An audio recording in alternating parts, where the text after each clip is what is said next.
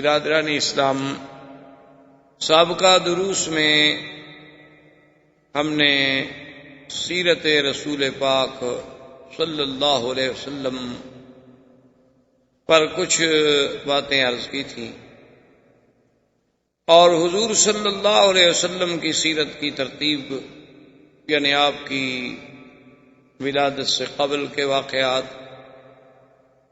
پھر آپ کی ولادت پاک، پھر آپ کا دور رضاعت، پھر دور شباب، تعمیر کعبہ، اور اس کے بعد حضور صلی اللہ علیہ وسلم کے اسفار، نبوت اور بعثت سے قبل، اور اس کے بعد حضور صلی اللہ علیہ وسلم پر اللہ کی طرف سے سب سے پہلی وحی کا اترنا، جبکہ آپ غار حرا میں تھے اور جبریل علیہ السلام آپ پر قرآن کی پہلی 5 آیات لے کر نازل، اور اس کے بعد حضور صلی اللہ علیہ وسلم کا سیدہ خدیجہ رضی اللہ تعالی عنہا کے گھر میں آنا، سیدہ خدیجہ رضی اللہ تعالی عنہا کا ورقہ ابن نوفل کے پاس لے کر جانا، ورقہ ابن نوفل کی طرف سے بھی تصدیق، پھر سیدہ کا ایمان لانا، اور مردوں میں سے سیدنا ابو بکر رضی اللہ تعالی عنہ کا ایمان لانا، یہ تمام باتیں تقریباً ہم اپنے دروس سابقہ میں پڑھ چکے۔ اب بات یہاں تک پہنچی تھی کہ اللہ نے جب اپنے نبی پاک کو حکم دیا کہ آپ اب لوگوں کو ڈرائیں، ڈرائیں کا معنی یہ ہے کہ جہنم کی آگ سے ڈرائیں، اللہ کی نافرمانی سے ڈرائیں، اللہ کی معصیت سے ڈرائیں، تو اب جب انذار کا حکم ملا اور اللہ کے نبی نے اپنی بعثت کے بعد اللہ کے احکام کے مطابق اس انذار پہ کام شروع فرمایا، آپ نے صفا پہ ندا دی، آپ نے مکہ کے پہاڑوں پہ ندا دی، آپ نے حرم کعبہ میں ندا دی، آپ نے اسواق میں ندا دی، یعنی کوئی ایسا مقام نہیں تھا جہاں اللہ کے نبی نے، اللہ کے پیغمبر نے، سرکار دو عالم نے اللہ کی توحید کی دعوت نہ دی۔ تو جب حضور صلی اللہ علیہ وسلم نے توحید کی دعوت دی، کفار قریش پہ گراں گزری، تو سب سے پہلے تو انہوں نے یہ کوشش کی کہ کسی طرح حضور صلی اللہ علیہ وسلم اپنی اس دعوت کو چھوڑ دیں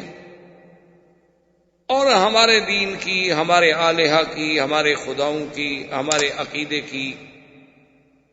تردید اور مخالفت نہ کریں۔ اس ضمن میں قریش نے اپنے سرداروں کو اور اپنے رؤساء کو جمع کیا، اور جمع کرنے کے بعد ابی طالب سے بات کی، کیونکہ حضور صلی اللہ علیہ وسلم کی کفالت اول جو تھی وہ عبد المطلب کے پاس تھی، لیکن عبد المطلب جب فوت ہو گئے تو پھر حضور صلی اللہ علیہ وسلم کی کفالت جو ہے ابی طالب نے قبول کی، اور اس وقت ابی طالب جو ہیں وہ بھی مکے کے سردار تھے اور اوسائے مکہ میں تھے۔ تو ابی جہل نے، جس کا نام عمرو بن ہشام تھا اور کنیت وہ ابو الحکم کہلاتا تھا، لیکن اس کی عناد سے، اس کی تعصب سے، اس کی مخالفت سے، حق کو ٹھکرانے سے، باطل کو اپنانے سے اس کی کنیت جو ہے پھر ابی جہل پڑ گئی۔ تو وہ سارے وفد کو لے کے ابی طالب کے پاس پہنچا اور اس نے کہا کہ ابی طالب، آپ چونکہ ہمارے بڑے ہیں اور سردار ہیں اور قریش مکہ سے آپ کا بہت بڑا تعلق ہے اور خاندان بنو ہاشم سے آپ کا بہت بڑا مقام ہے،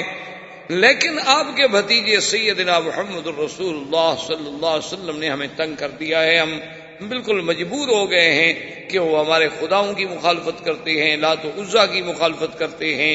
اور یصفی احلامنا، اور کان یکفر آباءنا، اور ہمارے باپ دادے کے دین کے طریقے کی تردید کرتے ہیں، ہم صبر نہیں کر سکتے، ہم مجبور ہیں، لہذا آپ محمد مصطفیٰ صلی اللہ علیہ وسلم کو ہدایت کریں۔ کہ وہ یہ بات جو ہے چھوڑ۔ ابی طالب نے حضور صلی اللہ علیہ وسلم کو سمجھایا اور بتلایا کہ آپ کی قوم کا وفد آیا تھا اور ان کا یہ مطالبہ ہے۔ حضور نے فرمایا کہ یہ میرا کوئی ذاتی کام تو نہیں ہے، مجھے تو اللہ نے نبی بنا کے بھیجا ہے، میں تو اللہ کے حکم کا پابند ہوں، میں کیسے چھوڑ سکتا۔ اب کفار قریش نے ایک دوسرا طریقہ اختیار کیا۔ انہوں نے ابی طالب سے کہا کہ آپ اپنے بھتیجے سے کہیں کہ وہ ایک نیا نظریہ، چونکہ ان کے لیے تو یہ ایک نئی بات تھی نا، کیونکہ وہ تو سوچ بھی نہیں سکتے تھے، وہ تو صدیوں سے اسی کفر میں مبتلا چلے آ رہے تھے کہ بتوں کی عبادت کرنی ہے، بتوں کی پوجا کرنی ہے، بتوں کے آستانوں پہ جانور ذبح کرنے ہیں، ان کے نام پہ چڑھاوے چڑھانے ہیں، ان کے مجاوروں سے جا کے کس سے کہانیاں پوچھنی ہیں۔ ان کا تو یہ ایک بات تھی، ایک دن سے نہیں تھی، آباء و اجداد سے چلی آ رہی تھی۔ اور جب اللہ کے نبی نے ان سب پر توحید کی ضرب ماری تو وہ تلبلا اٹھے اور کہنے لگے اجعل الآلہۃ الہا واحدا، یہ کیسے؟ تو اب انہوں نے ایک نیا رنگ اختیار کیا۔ انہوں نے کہا کہ اگر اللہ کے نبی اس نئے نظریے کے پیش نظر یہ خیال مبارک میں ہے کہ مجھے مکے کی سرداری مل جائے، میں مکے کا سردار مان لیا جاؤں، اور بغیر کسی اختلاف کے تو ہم آپ کو سردار ماننے کے لیے تیار ہیں، آپ سے اور اچھا ہمیں کون مل سکتا ہے کہ آپ صادق بھی ہیں، امین بھی ہیں، اور بنو ہاشم کے چاند ہیں، محمد ابن عبداللہ ہیں، ابن عبد المطلب ہیں، آپ عالی نسب ہیں، تو آپ بالکل سردار بنے، ہم سب بیعت کرنے کے لیے تیار۔ اور اگر انہوں نے کہا کہ حضور صلی اللہ علیہ وسلم نے اپنی اس شہرت سے فائدہ اٹھانے کے بعد یہ سوچا ہے کہ کسی بڑے گھر میں میری شادی ہو جائے، کیونکہ جب آدمی کسی چیز میں شہرت حاصل کر لیتا ہے تو پھر بڑے بڑے گھر جو ہیں وہ بھی اس سے شادی کرنا چاہتے ہیں، تو آپ اشارہ کر دیں اور مکے کے جس خاندان، جس گھرانے کی جس لڑکی پہ حضور صلی اللہ علیہ وسلم ہاتھ رکھے ہم دینے کے لیے تیار ہیں، نکاح کر لیں۔ اور تیسری بات یہ ہے کہ خدا نہ کرے اگر حضور صلی اللہ علیہ وسلم کو کوئی تکلیف ہے، یعنی آپ پر کوئی جن کا اثر ہو گیا، آپ پر کسی نے کوئی سحر کر دیا ہے، کہ آپ اپنے عقل سے ماورا باتیں کہتے ہیں، جو باتیں بالکل حقیقت کے خلاف ہیں، جو باتیں بظاہر ہماری سمجھ سے بالاتر ہیں، کہ ایسی بات ہے کہ لات عزا منات یہ 360 خدا سب چھوڑ دیے جائیں، اور ایک خدا جو ہم دیکھ بھی نہیں سکتے، ہمیں نظر بھی نہیں آتا، وہ سارے کام ایک خدا سر انجام دیتا ہے، خیر بھی وہی کرے شر بھی وہی کرے، کیسے ہو سکتا ہے؟ یہ کوئی بات عقل میں آنے والی بات کہ دن بھی پیدا کرے پھر رات بھی پیدا کرے، ایک بندے کو پیدا بھی کرے پھر اس کو مار بھی دے؟ یہ باتیں ہمیں تو سمجھ نہیں آ سکتی۔ ہاں، مارنے والا اور ہے، پیدا کرنے والا اور ہے، بات سمجھ آ سکتی، لیکن ایک آدمی پیدا کرے، خدا ہے، اس نے خود پیدا کیا، بنایا، بنانے کے بعد اس کو مٹا دے، آسمان و زمین کو پیدا کیا، فرماتے ہیں پھر اس کو بھی ختم کر دے گا، یہ سب توڑ پھوڑ دے گا۔ یہ باتیں ہماری سمجھ سے ماورا ہیں، شاید کوئی جن کا اثر ہے تو ہم علاج کرانے کے لیے تیار۔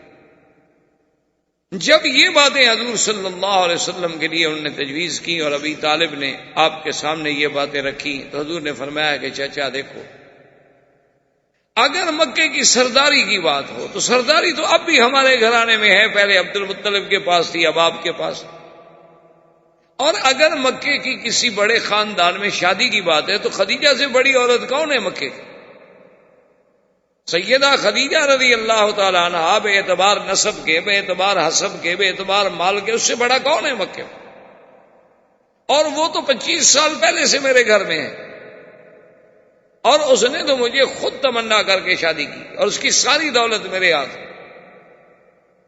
اور اگر یہ کہتی ہیں کہ نعوذ باللہ مجھ پر جنات کا یا کوئی بیماری کا اثر ہے، تو جن والے لوگ جو ہیں ان کو دیکھا انہوں نے کبھی کہ وہ جنات اسی طرح پاک رہتے ہیں، صاف رہتے ہیں، عبادت کرتے ہیں، اللہ کی دعوت دیتے ہیں؟ وہ تو پلید لوگ ہوتے ہیں جن پر جنوں کا اثر ہوتا۔ اور ایک بات انہوں نے کہا کہ ابی طالب سن لیں، اگر آپ بھی گھبرا گئے ہیں، اگر آپ بھی ڈر گئے ہیں میرا ساتھ دینے سے، تو آپ یہ بات یاد رکھ لیں ابی طالب، میں آپ کی کفالت کی وجہ سے یہ بات نہیں کہہ رہا، بلکہ یہ میرا فریضہ رسالت ہے جو میں نے ہر حال میں ادا کرنا ہے۔ آپ سرداران مکہ سے کہہ دیں کہ اگر وہ چاند لا کر میرے ہاتھ پہ رکھ دیں، سورج لا کر میرے ہاتھ پہ رکھ دیں اور مجھ سے مطالبہ کریں کہ میں توحید کی دعوت کو چھوڑ دوں، میں ان سب چیزوں کو ٹھوکر مار سکتا ہوں، لیکن اللہ کے حکم کی تعمیل میں کبھی کوتاہی نہیں۔ اور ابی طالب اگر آپ کو ڈر ہے کہ اتنے بڑے قریش سے آپ کیسے مقابلہ کریں گے، تو میں آپ کو یقین دلاتا ہوں کہ یا امی، مجھے آپ سے کوئی گیلا نہیں۔ آج کے بعد آپ اپنی کفالت ختم کر دیں، آج کے بعد آپ اپنی حمایت کا ہاتھ کھینچ لیں، مجھے کسی کی حمایت کی ضرورت نہیں ہے۔ میرا تو مشن جو ہے صرف اللہ کے احکام کی تعمیل ہے اور اسی پر میرا بھروسہ ہے۔ آپ سب میرے مخالف ہو جائیں لیکن میں اپنے کام پہ رہوں۔ حضور صلی اللہ علیہ وسلم نے اسی طرح اپنی دعوت کو جاری رکھا۔ اب قریش نے سوچا کہ بھئی اس کا کیا حل؟ اللہ کے نبی صلی اللہ علیہ وسلم تو ہماری کوئی بات ماننے کے لیے تیار نہیں۔ وہ سمجھے تھے نا کہ یہ دنیاوی بات ہے، جیسے آج کل بھی ہمارے بہت سارے پڑھے لکھے دوستوں کو بہت سارے مقامات پر مغالطہ لگتا ہے کہ بھئی یہ مولوی لوگ اتنے سخت کیوں ہیں، اتنے باتوں پہ کیوں اپنی بات پہ اڑے رہتے ہیں، یہ کیوں نہیں دنیا کے ساتھ ذرا مل جل کے مصالحت کر کے اور رواداری کے ساتھ اور جناب ذرا وسعت قلب کے ساتھ فراخ دلی کے ساتھ جو ہے ذرا معاملہ کریں۔ دنیا بہت ترقی کر گئی ہے، تو ان بیچاروں کو بھی دراصل یہی مغالطہ ہوتا ہے۔ آدمی رواداری وہاں کرتا ہے جہاں اس کا اپنی بات ہو، اپنا کام ہو۔ آپ نے مجھ سے پیسے لینے ہیں، آپ نے مجھ سے گھر مانگا ہے، آپ نے مجھ سے رہنے کی جگہ مانگی ہے، اس میں تو رواداری ممکن ہے۔ اللہ کے دین کو تبدیلی میں رواداری کا کیا معنی ہے؟ کوئی آدمی کہے اچھا جی چونکہ بہت سارے لوگ داڑھی مڈاتے ہیں لہذا آپ مولوی رواداری کر کے اس کو چپ کر جائیں، چلو جائز نہیں کر سکتے چپ کر جائیں، یہ رواداری نہیں ہوگی، یہ دین سے انحراف ہوگا، دین سے غداری۔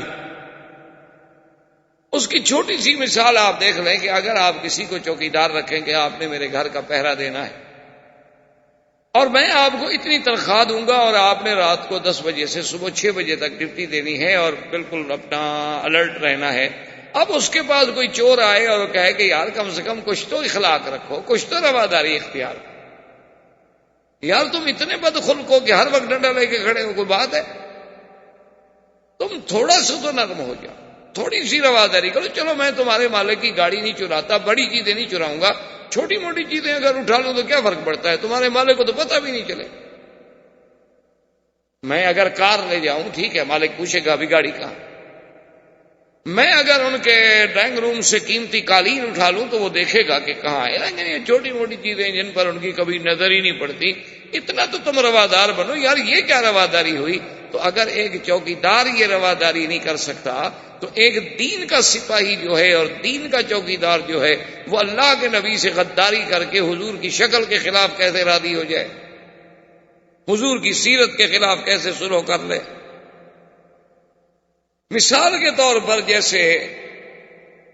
بعض اوقات مثلا ایک پارٹی میں مجھے بھی ایک دفعہ اتفاق ہوا کہ وہاں آج کل جیسے رواج ہے لوگ کھڑے ہو کے کھانا کھاتے ہیں، کیونکہ تہذیب جدید کا تقاضا یہی ہے کہ ہر آدمی جو ہے پلیٹ لے لے اپنی اور کھڑا ہو جائے۔ پہلے تو ہم نے سنا تھا کہ ہندو لوگ الگ کھانا کھاتے ہیں، اب مسلمانوں کو بھی ہم نے دیکھا کہ پلیٹ بھی اپنی، اپنی گلاس بھی اپنا، ہاتھ بھی اپنا، چمچ بھی اپنا۔ چلو جی ٹھیک ہے، بہرحال ڈرتے ہیں بیچارے کہ بھی جراثیم نہ ہو جائے۔ بھی جراثیم انہیں ہونا ہو تو جتنی حفاظت کرو وہ ہو جاتی، جو تکلیف آنی ہے نا اللہ کی طرف سے۔ بڑے صاف ستھرے ملک جتنے ترقی یافتہ ممالک ہیں ان میں جو بیماریاں ہیں ان کا آپ تصور بھی نہیں کر سکتے۔ اللہ ان بیماریوں سے ہمیں محفوظ رکھے، جن عذابوں میں وہ مبتلا ہیں اللہ تبارک و تعالی ہمیں محفوظ رکھے۔ تو بہرحال اب مسلمانوں کا ایک طرز جدید، تہذیب جدید کا تقاضا یہ ہے کہ کھانا لیں جناب، اپنا کھانا بھی خود اٹھائیں اور پلیٹ میں لے لیں اور اس کے بعد کھڑے ہو جائیں، گپ شپ بھی کرتے رہیں اور کھانا شانا بھی کھاتے رہیں۔ تو بہرحال تو ایک دفعہ میں گیا تو اصل بات یہ ہے کہ پتہ نہیں میں بھی شاید کھڑے ہو کے کھا لیتا، مجھے طریقہ نہیں آتا۔ پرانے لوگ دیہات کے رہنے والے، ہمیں کیا پتا کیسے پلیٹ پکڑ کے آدمی کھڑا رہے۔ اب ہمیں تو نہیں آتا نا جی، ہمیں تو کھڑے ہو کے ابھی تک پیشاب کرنا بھی نہیں آتا۔ ہم نے تو اپنے عقل میں اونٹ وغیرہ کو دیکھا تھا کہ وہ کھڑے ہو کے پیشاب کرتا ہے، ہمارے تصور میں بھی نہیں ہے کہ بندہ بھی ایسے کر سکتا ہے حرکت. تو بہرحال میں چونکہ نہیں جانتا تھا، میں نے وہ پلیٹ لے لیا اور ادھر ادھر کرسی قریب نہیں تھی، میں تھوڑا دور جا کے بیٹھ گیا. تو ان میں سے ایک آدمی آیا تو کہنے لگا کہ حضرت اتنا تو آدمی کو سخت نہیں ہونا چاہیے. اگر اتنی دیکھیں، آپ کو پتا ہے آج بڑے بڑے لوگ یہاں کھڑے ہیں، منسٹر بھی ہیں، اس میں بڑے بڑے اہم سیاسی لوگ بھی ہیں، مذہبی لوگ بھی ہیں. اگر اور بھی تو کھڑے رہے، اگر آپ کھڑے رہتے تو کیا فرق پڑ جاتا؟ تھوڑا سا تو آدمی کو وسیع القلب ہونا چاہیے. میں نے کہا میرے بھائی ٹھنڈے دل سے بات سن، میں اگر وسعت قلب کا مظاہرہ کر کے حضور کی سنت کے خلاف کھا لیتا تو اللہ کے نبی بھی ناراض، خدا بھی ناراض، اور میں اپنے مشن سے بھی منحرف ہو گیا کہ لوگوں کو تو میں پیغام دوں کہ میں ایک عالم ہوں اور میں دین کی دعوت دیتا ہوں، اور خود میں اس دین پہ عمل نہ کروں. تو میں نے اپنے مشن سے غداری کی، سنت رسول سے غداری کی، اپنے اللہ سے غداری کی، اور صرف ایک بندے سے رواداری کی کہ دعوت دینے والا مجھ سے ناراض نہ ہو جائے. اور اگر تم نے علماء کو بلایا تھا اور تم رواداری کر کے ذرا کھانا سنت کے مطابق نیچے لگا لیتے، سب بیٹھ کے کھا لیتے، تو تم پہ اللہ بھی راضی، اللہ کا رسول بھی راضی، اور زندگی میں چلو ایک دفعہ سنت پہ عمل ہو جاتا. تو تم مجھے بتاؤ تمہاری رواداری کرنا زیادہ بہتر تھا یا میری رواداری کرنا زیادہ بہتر تھا؟ ہے نا؟ اس طرح تو آپ کہہ سکیں گے کہ حضرت ابراہیم علیہ السلام نے بھی قوم سے رواداری نہیں کی، جا کے بتوں کو توڑ ڈالا. دیکھو جی، کوئی عقل کی بات ہے، کسی کی دین کو نہ مانو، لیکن یہ تو نہیں کہ جا کے توڑ دو. پھر ان کے بارے میں آخر آپ کیا فتویٰ دیں گے؟ خدا تو اس کے اس عمل سے اتنا خوش ہے کہ وہ کہتا ہے کہ خلیل ہے میرا. اللہ نے تو انہیں خلیل اللہ کا لقب دیا، لیکن آپ اس کو کہیں گے کہ جی حقوق انسانیت کے خلاف ہے کہ کسی کے خدا کو جا کے توڑ ڈالو. آپ نے تو کسی کا دل توڑ دیا. تو اس لیے اللہ کے نبی نے فرمایا کہ عقل کی بات چھوڑو. یہ کیا رواداری ہے کہ میں اللہ کے دین کو چھوڑ دوں؟ یہ کیسے ہو سکتا؟ تو اب کفار قریش نے ایک نیا پینترا بدلا، انہوں نے ایک نئی چال چلی. انہوں نے کہا کہ بھئی اللہ کے نبی تو اپنے راستے سے نہیں ہٹتے. اب انہوں نے کہا کہ حل یہ ہے کہ ہر آدمی ایسا کرے کہ جو اس کا بس چلتا ہے، اور جہاں جہاں اس کا بس چلتا ہے وہ ان لوگوں کو عذاب دے جو اسلام قبول کر رہے ہیں، تاکہ وہ لوگ عذاب دیکھ کر، تکلیفیں دیکھ کر اللہ کے نبی کا ساتھ چھوڑ دیں، اور جب لوگ چلے جائیں گے تو اکیلے رہ جائیں گے. اب تعذیب مسلمین کا دور شروع ہوا بعثت رسول کے بعد. بعثت کے بعد، دعوت کے بعد، جب کفر کے سارے حربے ناکام ہو گئے، جب کفار قریش کی ساری تدبیریں ناکام ہو گئی، تو انہوں نے اب یہ پروگرام بنا لیا کہ بھئی دیکھو، اکثر تو زیادہ سے زیادہ لوگ جو مسلمان ہو رہے ہیں وہ غریب ہیں اور غلام ہیں، تو ان کو اتنا عذاب دو کہ وہ اللہ کے نبی کو چھوڑ جائیں. تو اس کے لیے تجویز ہو گئی اور سب نے اپنے اپنے حصے تقسیم کر لیے کہ حضرت بلال جو تھے یہ امیہ کے غلام تھے. انہوں نے کہا کہ بلال کو تو میں ٹھیک کرتا ہوں. سمیہ، عمار، یاسر اور عمار، اس پر ابو جہل نے اپنی ذمہ داری لے لی کہ ان کو میں تعذیب دوں گا. ایک بنی معمل قبیلہ کی باندی تھی، جاریہ تھی بنی معمل کی، اس کو حضرت عمر نے کہا کہ میں تعذیب دوں گا. اسی طرح کسی نے بی بی زریرہ کو تعذیب دینے کا ذمہ داری قبول کر لی، کسی نے ایک بی بی نہدیہ تھی ان کو تعذیب دینے کی ذمہ داری قبول کر لی. تو اب کفار قریش کا یہ دور شروع ہوا کہ جو جو لوگ اسلام لا چکے ہیں انہیں تکلیفیں دیں. اور خدا کی قدرت ہے کہ مکی زندگی میرے مدنی کی نبوت کے ابتدائی دور میں یہ وہ دور تھا کہ جس میں اللہ کی طرف سے حکم تھا کہ صبر اور صبر اور صبر، یعنی صبر محض، کہ جو دشمن جتنی کوشش کرے جواب ہی نہیں دیتا. اس لیے قرآن نے ایک ہی ہدایت کی کہ وَاصْبِرْ كَمَا صَبَرَ أُولُو الْعَزْمِ مِنَ الرُّسُلِ، بس میرے مدنی صبر. حتیٰ کہ اللہ کے نبی کو اتنا حکم بھی نہیں تھا کہ آپ اپنے صحابہ کو کہیں کہ چلو بھی جواب تو دے دیں نا، بھئی ایک آدمی مار رہا ہے تو چلو تم گالی تو دے دو. فرمایا بالکل صبر کرو. حضرت بلال رضی اللہ تعالی عنہ کو امیہ ابن خلف کیا کرتا، اللہ معاف کرے، این شدید گرمی میں جب این پتھر جل رہے ہوتے آپ کو، تو مکے کی گرمی کا پتہ؟ مکے کی گرمی تو ضرب المثل ہے، ابھی دیکھا نہیں 4 دن قبل کیسے گرمی تھی۔ علماء نے تو مکے کی گرمی سے مسائل نکالے ہیں کہ الحر حر مکہ والسکل سکل النبوۃ فکیف لا یعرق۔